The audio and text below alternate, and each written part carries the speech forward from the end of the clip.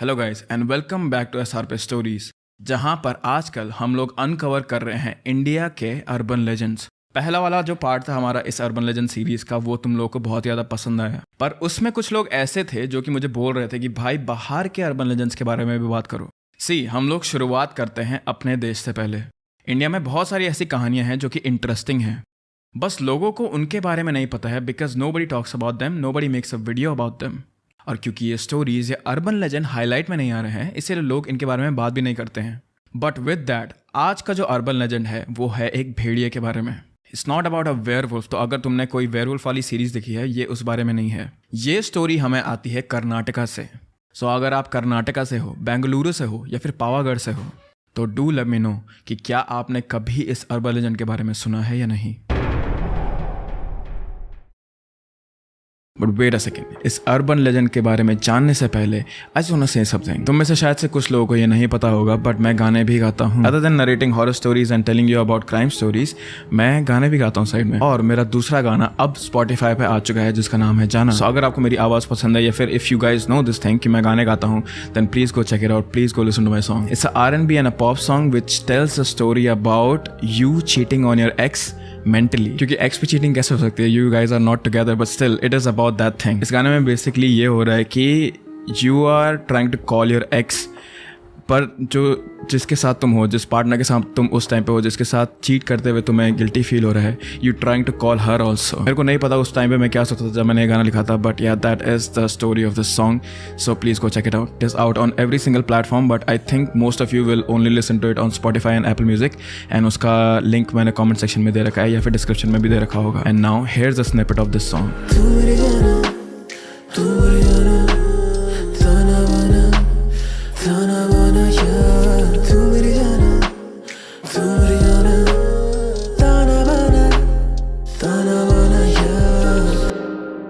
Again, my song is out now. It's called Jana. You can go search it on Spotify also. And yeah, let's continue now.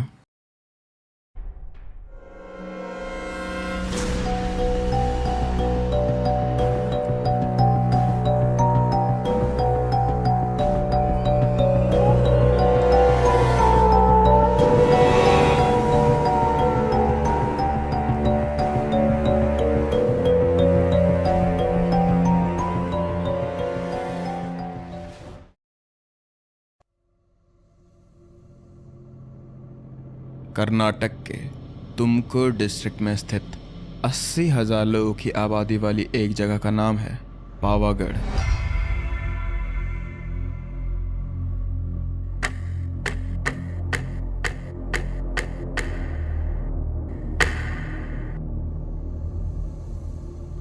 Pavagadh जो कि बिल्कुल कर्नाटक की border पर है। पावागढ़ अपने fort के लिए फेमस है, जो कि बिल्कुल पावागढ़ के हिल टॉप्स पर है। ये fort green stairs, green border से भरा है, और इस फोर्ट का अंदर का व्यू तुम्हें इस निर्माण के समय में वापस ले जाता है। कहते हैं पावागढ़ फोर्ट एक हिडन जेम है जिसको विजिट करने के लिए ज़्यादा लोग नहीं जाते हैं, क्योंकि ये बैंगलोर से करीब 180 किलोमीटर की दूरी पर है। पर फिर भी इस फोर्ट का स्ट्रक्चर ही ऐसा कि कुछ इंथुजियस्ट लोग यहाँ चले आते हैं, specially the view from inside. As I said, Kote Anjaneya temple भी है जो कि एकदम फुट हिल्स पर है, जहाँ एक बहुत बड़ी हनुमान भगवान की मूर्ति है। And also the temple of Shri Shani Mahatma, जहाँ की पूजाओं को बहुत माना जाता है। पर पावागढ़ बस मंदिरों और फोर्ट के लिए फेमस नहीं है। यहाँ इंडिया का दूसरा सबसे बड़ा सोलर पार्क है, जो कि 53 किलोमीटर्स या फिर 13,000 एकड़ तक फैला है। ये सोलर पार्क 2019 में कंप्लीट हुआ था। And as you can see और इमेजिन, विद दैट डिस्टेंस यहाँ से कई सारे घरों में बिजली जाती है। पर ये सभी बातें तो आज की है। Let's go back in little simpler times. Let's go back to 1983।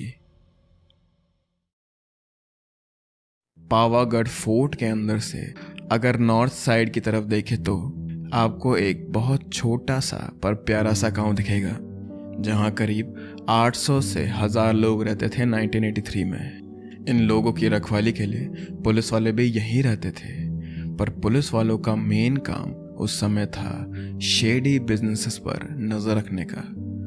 Pavagadh में लोग ज्यादातर पीनट्स की खेती करते थे पहले, और कई महीनों से या कई सालों से बारिश ना पड़ने की वजह से पावागढ़ में सूखा पड़ रहा था। तो लोग अपने एग्रीकल्चर को छोड़कर बैंगलोर मूव कर रहे थे, और इसी मूवमेंट का कुछ लोग फायदा उठा रहे थे और इल्लीगल काम कर रहे थे। फिर भी एक भारी आबादी में कुछ लोग थे जिन्होंने पावागढ़ के खड़े मौसम में भी अपना मन लगा लिया था, और वो लोग अपना घर छोड़ने के लिए तैयार नहीं थे।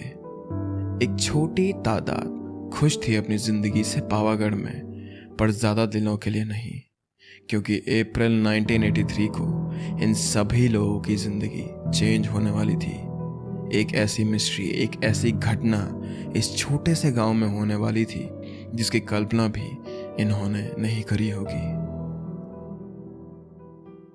29 अप्रैल 1983 गांव वालों के लिए एक नॉर्मल ही दिन था। वो अपना काम करके वापस घर आ गए थे। छोटे बच्चे आपस में खेल रहे थे एक दूसरे के साथ, और उनके पेरेंट्स उनके पीछे भागते हुए उन्हें डांट रहे थे। और रात करीब 8 से 9 बजे खाना खाने के बाद गांव के लोग हमेशा की तरह अपने नेबर से बातें कर रहे थे। तभी एक हाउल का टॉपिक कुछ आदमियों ने छेड़ा। अपेरेंटली पिछले कुछ हफ्तों से रैंडमली उनके गांव के पास हाउलिंग की आवाज आ रही थी। पहले तो सभी को लगा कि ये स्ट्रे डॉग्स कर रहे हैं, क्योंकि इस गांव के लोग अपना खाना पास की एक नहर में डंप कर देते थे। तो कई बार कुत्ते वहां जाकर एक दूसरे से लड़ते थे खाने के लिए। पर ये जो हाउल पिछले कुछ हफ्ते से सुनाई दे रही थी, ये किसी कुत्ते की नहीं थी। ये हर एक कुत्ते की आवाज से कहीं ज्यादा ऊंची और क्लियर थी। It was almost like a beast, जैसे कि कोई भेड़िया रूप परिवर्तन कर रहा हो और चांद को देखकर झूंझ रहा हो, उसे पुकार रहा हो।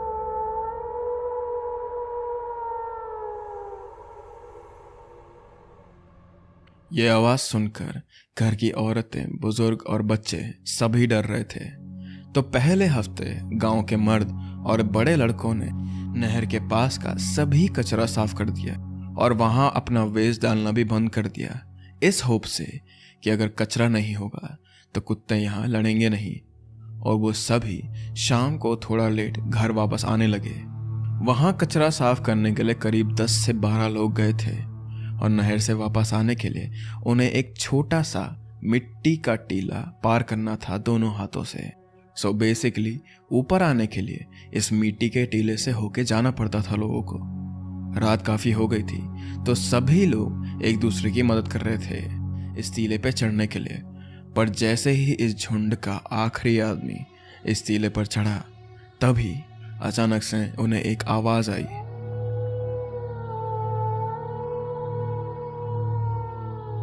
सभी लोग डर गए और वो शॉक में भी थे, क्योंकि उनके पीछे ही नहर थी और वहां कोई भी कुत्ता या जंगली जानवर नहीं था। वो लोग अपने टॉर्च से इधर उधर देखने लगे, पर उन्हें वहां कोई भी नहीं दिखा। थोड़ा देर ढूंढने के बाद जब उन्हें कुछ नहीं मिला, तो वो लोग अपने घर की तरफ आने लगे। पर घर पहुंचते ही उन्हें एक और बार वही आवाज आई। अब लोगों में और बातें होने लगी और हर घर के बच्चे को बाहर खेलने से मना कर दिया गया था। ये बात सुनकर बच्चे तो ऑब्वियसली खुश नहीं थे, पर फिर भी उन्होंने अपने पेरेंट्स की बात मान दी। कुछ हफ्ते बीते और ये आवाजें आना, ये हाउलिंग आना अब कम हो रहा था। पर फिर 29 अप्रैल आई। उस दिन भी हर दिन की तरह खाना खाकर सभी लोग थके हारे सोने चले गए थे कि तभी एक आदमी की आंख खुली। ये आदमी एक फील्ड वर्कर था और उसकी फैमिली में बस वो, उसकी बीवी और उसकी एक 5 साल की बेटी थी। इनका घर ज्यादा पक्का नहीं था बाकी गांव वालों की तरह, और रात में वेंटिलेशन के लिए ये लोग अपनी खिड़की और एक दरवाजा खोल कर रखते थे और तीनों लोग एक ही बिस्तर पर सोते थे। जब इस आदमी की आंख खुली तो उसने नोटिस करा कि उसकी बेटी बिस्तर पर नहीं है उसने मींझी हुई आंखों से इधर उधर देखा, अपनी बेटी को ढूंढा। तभी उसे दरवाजे के पार लाल पर्दे के पीछे एक भेड़िए की परछाई दिखी। वो काफी नींद में था उस समय, तो उसके दिमाग में ज्यादा कुछ नहीं आया। वो उठा और दरवाजे के बाहर गया और अपनी बच्ची का नाम पुकारने लगा, पर वो वहां नहीं थी। फिर उसने घर के पीछे जाकर देखा जहां उनका बाथरूम था, पर उसकी बेटी वहां भी नहीं थी। और अब ये आदमी पैनिक होने लगा और जोर जोर से अपनी बेटी का नाम चिल्लाने लगा। ये सुनकर आस पड़ोस के लोग और उसकी बीवी भी उठ गए थे। उसने रोती हुई हालत में सब कुछ उन लोगों को बताया और वो सभी उसकी मदद करने के लिए चल दिए, एक टॉर्च और लाठियां लेकर जंगल में। उनमें से कुछ लोगों के हाथ में लालटेन भी थी। और जैसे ही इन्होंने जंगल की तरफ कदम रखा, उन्हें अचानक से एक और दर्दनाक हाउल सुनाई दी।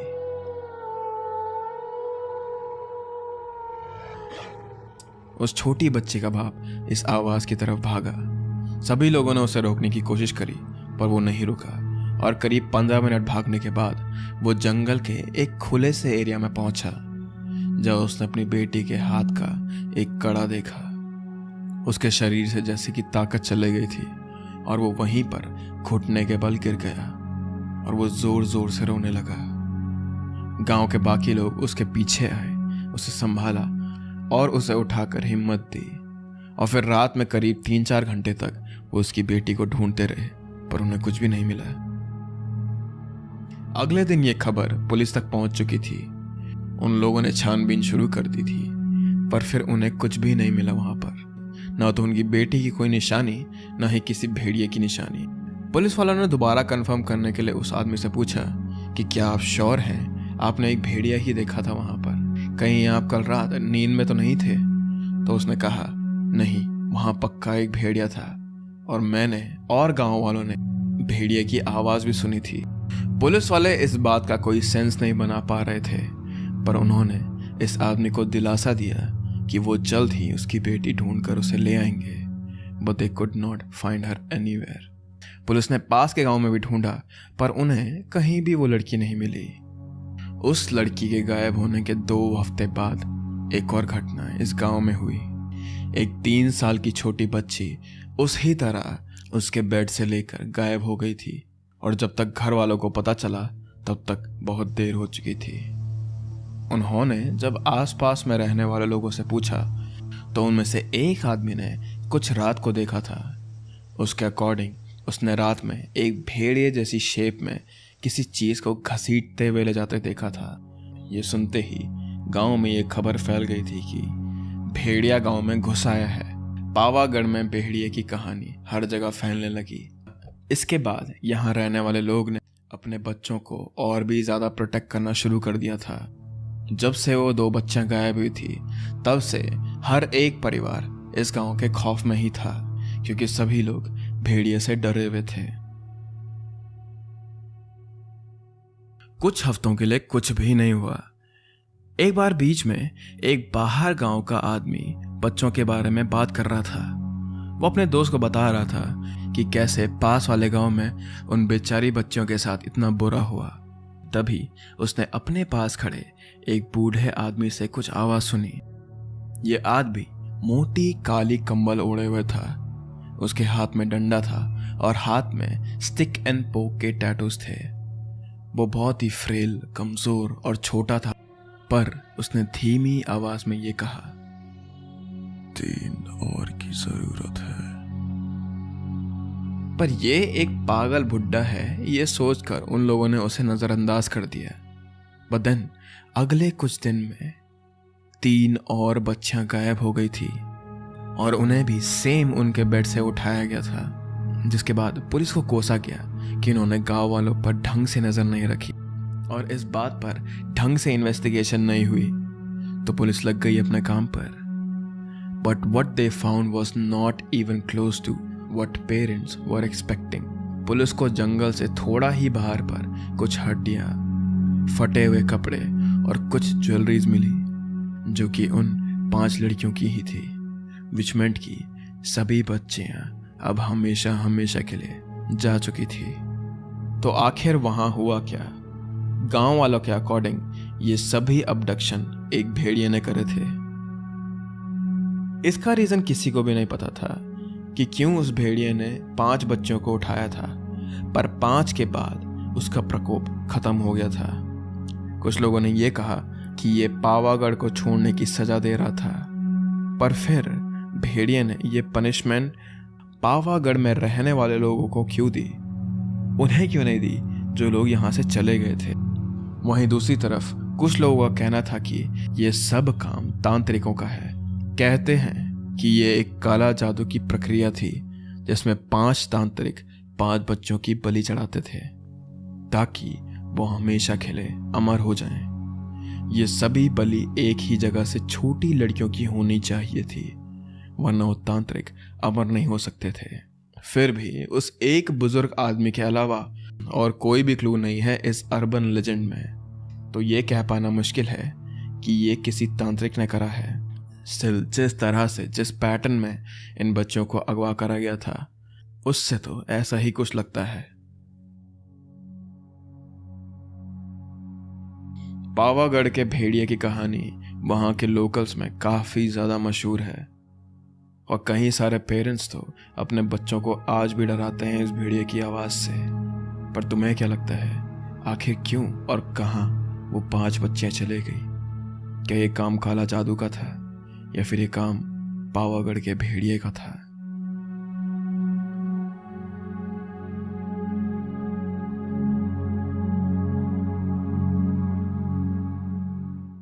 Thank you so much for watching guys. अगर आपको ये सीरीज पसंद आ रही है तो डू ड्रॉप अ लाइक। और इस सीरीज की मैंने एक अलग से प्लेलिस्ट भी बना रखी है, तो अगर आपको ये सारी वीडियोस अगर एक साथ देखनी है तो आप उस प्लेलिस्ट पे जा सकते हैं। तो अभी के लिए बस इतना ही, मिलते हैं 3rd part of this urban legend series. Take care and bye bye.